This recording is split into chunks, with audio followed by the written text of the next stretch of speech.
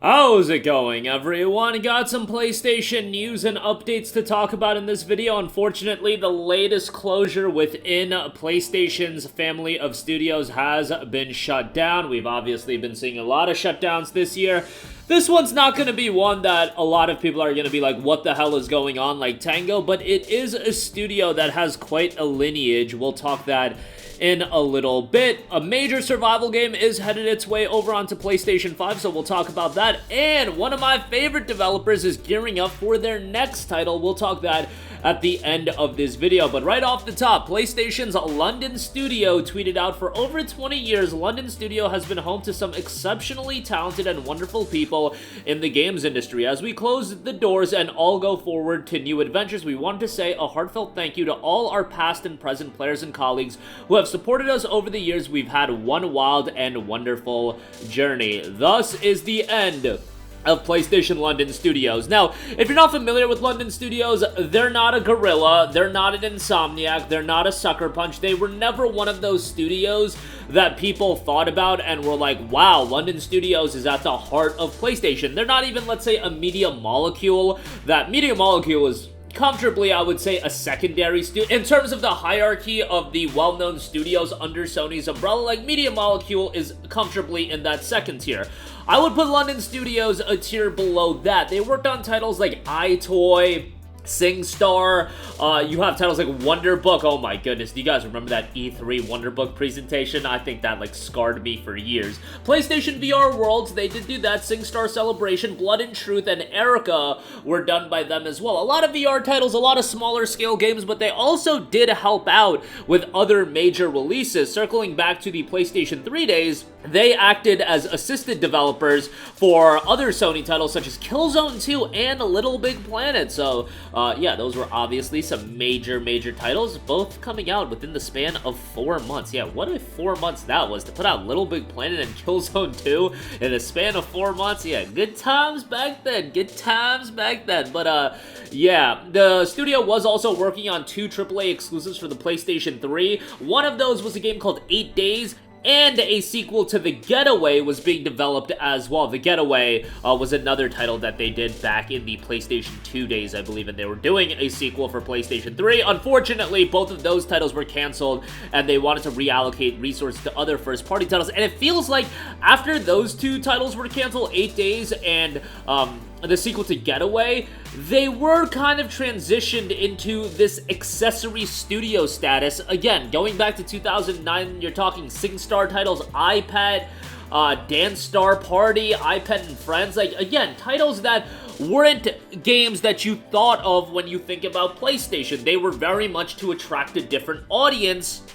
But you can then look at a game like Blood and Truth, and that was more of a, you know, in the wheelhouse of Sony titles that they put out, even if it was a VR title, like a bigger budget single-player VR title that's akin to what Sony would put out. But they never really got the ball in terms of creating a big budget AAA game. After 8 Days and the sequel to Getaway were canceled, they were kind of transitioned into this secondary status. But nevertheless, still unfortunate news. Hopefully everybody that is involved and everybody that is affected does find their footing within the games industry world, and it's obviously a very volatile world, especially in the recent years and even in the recent months with the closure of studios like Tango and, you know, Arcane Austin. Even the top-level studios, it feels like they aren't safe these days anymore. So unfortunate news there. Moving on from that, one of the bigger survival games is headed on its way over to PlayStation 5 as V Rising for PlayStation 5 will be launching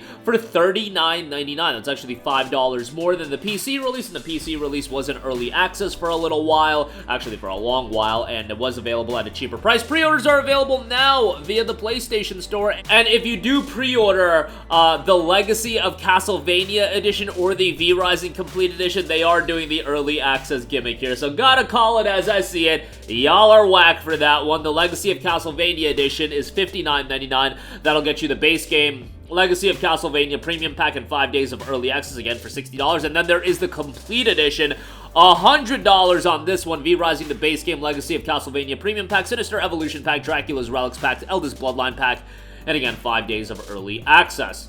Awaken after centuries of slumber, weakened and thirsty for blood, explore a vast open world of dark fantasy, humans, horrors, and worse. The deadly sunlight, rise in power and conquer the world of the living. Hunt alone or gather a clan. V Rising can be played solo, co-op, or persistent online multiplayer.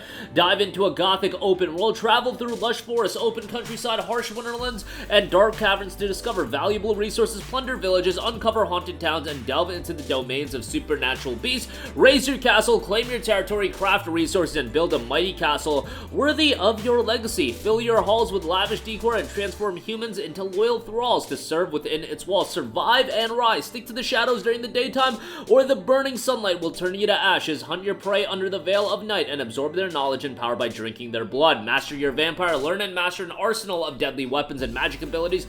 Tailor your vampire powers to fit your playstyle by combining weapons with a diverse range of spells. Compete or cooperate. Hunt solo or fight side by side with other players to slay heroes and monsters alike. Cooperate with your fellow vampires or choose to delve into more dangerous realms and face them as rivals in a world of conflict. Only one vampire shall reign supreme. Dare you challenge the throne of Dracula. Again, this game has been super popular on PC throughout its early access period, obviously peaking when it initially came out, but still it surged in player base when it came out of early access. To give you guys an idea, right now the game has 77,000 Steam reviews and 88% is positive, so that's pretty good.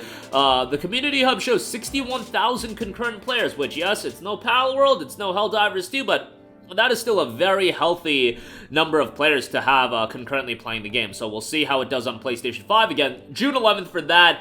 June 6th if you do buy one of the, beefier editions, so to speak. Lastly, I do want to note, Vanillaware is recruiting development for their next title, a new fantasy action RPG, so it looks like they aren't doing a Unicorn Overlord sequel. There were some surveys sent out on whether or not people would like to see a sequel. That was a little bit surprising to me because Vanillaware is a studio that very much, every title they put out, brand new IP, generally, they retain the heart and soul of their games with the aesthetic presentation, but gameplay style does fluctuate. Like 13 Sentinels and Unicorn Overlord were completely different to their other titles. If you look at Odin Sphere, Muramasa, and Dragon's Crown, you can find some resemblances. Really, the core resemblance with Unicorn Overlord and 13 Sentinels with those games was like a presentation style, soundtrack style, and things of that note. Gameplay-wise, they were completely different.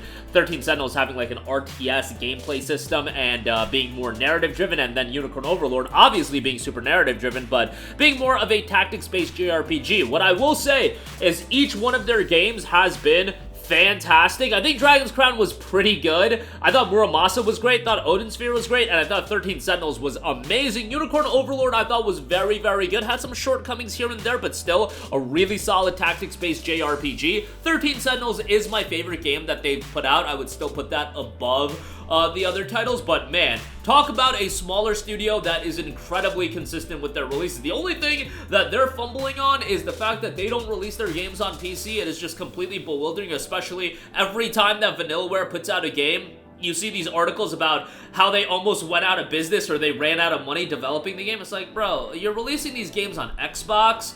I'm telling you, like 4 people bought Unicorn Overlord on Xbox. You should put that game on PC and I think it would sell.